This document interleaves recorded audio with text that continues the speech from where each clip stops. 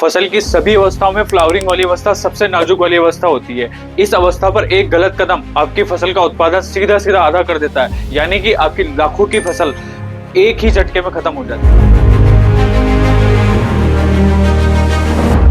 नमस्कार किसान मित्रों, कात्यायनी ऑर्गेनिक्स के यूट्यूब चैनल में आपका स्वागत है। आज के वीडियो में हम बात करने वाले हैं फसल के अंदर आने वाली सबसे बड़ी समस्या है, यानी कि फ्लावर ड्रॉपिंग के बारे में। किसान मित्रों, अभी के समय या तो फ्लावर आ ही नहीं रहे, अगर फूल आते भी है तो फूल झड़ने की समस्या काफी देखने को मिल रही है। और दूसरी सबसे बड़ी समस्या है, फूल तो आते हैं लेकिन फूल से फल नहीं बन पाते हैं। और तीसरी सबसे बड़ी समस्या होती है, फूल से फल तो बन जाता है लेकिन छोटे छोटे फल जो रहते हैं वो नीचे की ओर गिर जाते हैं, या फिर किसी फफूंद जनित रोग की चपेट में आने के कारण छोटा नाजुक फल जो रहता है वो नीचे गिर जाता है। तो इन समस्याओं के बारे में आज के वीडियो में हम बात करेंगे, तो वीडियो के लास्ट तक बने रहे, आपको सारी जानकारी इस वीडियो के अंदर मिल जाएगी। किसान मित्रों, सबसे पहले जानते हैं आखिरकार फूल झड़ने की समस्याएं फसल के अंदर क्यों आती है और इसके पीछे कौन कौन से कारण होते हैं। किसान मित्रों, सबसे पहला और मुख्य कारण होता है फूल झड़ने या फूल नहीं आने का, वो होता है नाइट्रोजन का अत्यधिक मात्रा में उपयोग कर लेना। अगर आपने जरूरत से ज्यादा नाइट्रोजन प्रयोग में लिया है तो आपकी फसल के अंदर वेजिटेटिव ग्रोथ सबसे ज्यादा बढ़ जाती है और फूल समय पर नहीं आ पाते। तो आपको ध्यान में रखना है, नाइट्रोजन आपको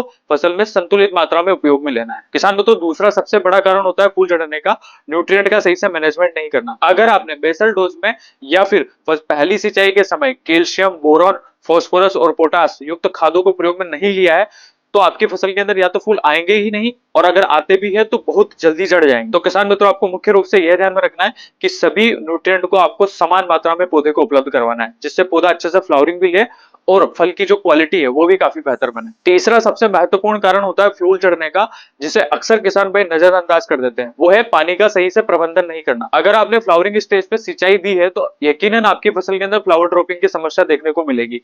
तो आपको सबसे पहले यह ध्यान में रखना है कि अगर फसल के अंदर फूल आ रहे हैं तो आपको सिंचाई नहीं देना है, या तो आपको सिंचाई पहले ही दे देनी है या फिर फूल से जब फल बन जाए तब आपको सिंचाई देना है। फूल झड़ने के पीछे चौथा कारण होता है कुछ ऐसी रासायनिक दवाइयों का छिड़काव कर देना, जिससे कि फ्लावर ड्रॉपिंग की समस्याएं काफी ज्यादा बढ़ जाती है। जैसे कि फ्लावरिंग स्टेज पे अगर आपने पायरोथ्रोइड ग्रुप के किसी भी केमिकल्स का छिड़काव किया है तो आपकी फसल के अंदर फूल झड़ने की समस्या अक्सर बढ़ जाती है। तो स्क्रीन पे दिखाई हुई इन दवाइयों को आपको फ्लावरिंग स्टेज पे छिड़काव करने से हमेशा बचना है। तो किसान मित्रों, ये थे कुछ ऐसे कारण जिनके कारण फ्लावर ड्रॉपिंग की समस्याएं देखने को मिलती है। अब वीडियो में हम आगे बात करेंगे उन दवाइयों के बारे में जिनके छिड़काव के माध्यम से आप फ्लावर ड्रॉपिंग की समस्या को रोक सकते हो और फलों की गुणवत्ता को जो है वो भी बढ़ा सके। किसान मित्रों, सबसे पहले नंबर पे जो दवाई आती है वो है होमोब्रोसिलिन 0.04%।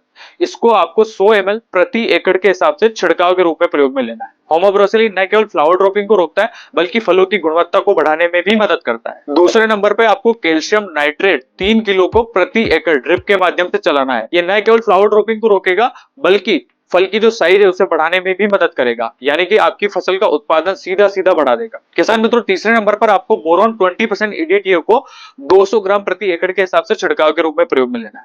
बोरॉन फ्लावर ड्रॉपिंग को तो रोकता ही है, साथ ही साथ में पोलिनेशन में भी मदद करता है और फल फटने की जो शिकायत आती है उसको भी पूरी तरीके से रोक देता है। किसान मित्रों, चौथे नंबर पे मैं आपको एक ऐसा प्लांट ग्रोथ रेगुलेटर बताने जा रहा हूं जो न केवल फ्लावर ड्रॉपिंग को रोकेगा बल्कि पौधे के अंदर फीमेल फ्लावर की संख्या को बढ़ाने में भी मदद करेगा। उसका नाम है alpha naphthalic acetic acid 4.5 SL form.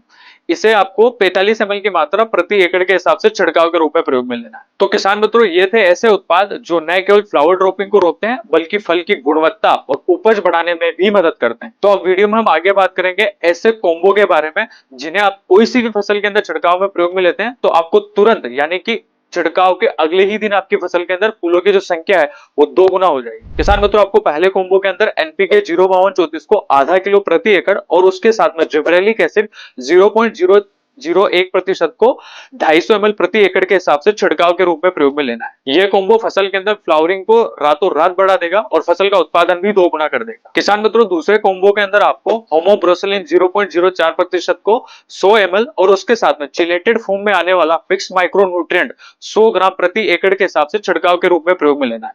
इन दोनों दवा को एक साथ मिलाना है और पौधों के ऊपर छिड़काव से दे देना है। इस दूसरे कॉम्बो के छिड़काव के तुरंत बाद आपकी फसल के अंदर फूलों की जो संख्या है वो 2 गुना हो जाएगी। किसान मित्रों, ये थी फ्लावर ड्रॉपिंग और फूलों की संख्या बढ़ाने वाले स्प्रे के बारे में जानकारी। वीडियो में हम आगे बात करेंगे कि आपकी फसल के अंदर वेजिटेटिव ग्रोथ ज्यादा हो रही है और फूल नहीं बन पा रहे हैं, यानी कि फसल फैलाव तो ले रही है लेकिन फूल नहीं आ रहे हैं। इसके बारे में भी आपको मैं ऐसे कॉम्बो बताऊंगा कि आपकी फसल के अंदर फूलों की जो संख्या है वो तुरंत बढ़ जाएगी। पहले नंबर की दवाई की अगर मैं बात करूं तो आपको क्लोरमेकेट क्लोराइड घटक युक्त दवाई को 2 ml प्रति लीटर पानी के हिसाब से छिड़काव के रूप में प्रयोग में लेना है। ये आपकी फसल के अंदर वेजिटेटिव ग्रोथ को रोक के फूलों की जो संख्या है उसे बढ़ाने में मदद करता है। किसान मित्रों, दूसरे नंबर पर आपको एनपीके 05234 को आधा किलो प्रति एकड़ के हिसाब से छिड़काव के रूप में प्रयोग में लेना है। एनपीके 05234 न केवल फ्लावर ड्रॉपिंग को रोकता है बल्कि फसल की गुणवत्ता यानी कि फल की क्वालिटी चमक को बढ़ाने में भी मदद करेगा और उपज को बढ़ाने में सीधा सीधा मदद करता है। तो किसान मित्रों, ये थी फ्लावर ड्रॉपिंग और फूलों की संख्या बढ़ाने के लिए संपूर्ण जानकारी। अगर आपको वीडियो अच्छी लगी है तो लाइक करें और चैनल को सब्सक्राइब करना ना भूलें। और अगर आप इसी प्रकार की और भी वीडियो चाहते हैं तो कमेंट बॉक्स में अपना सवाल जरूर पूछें।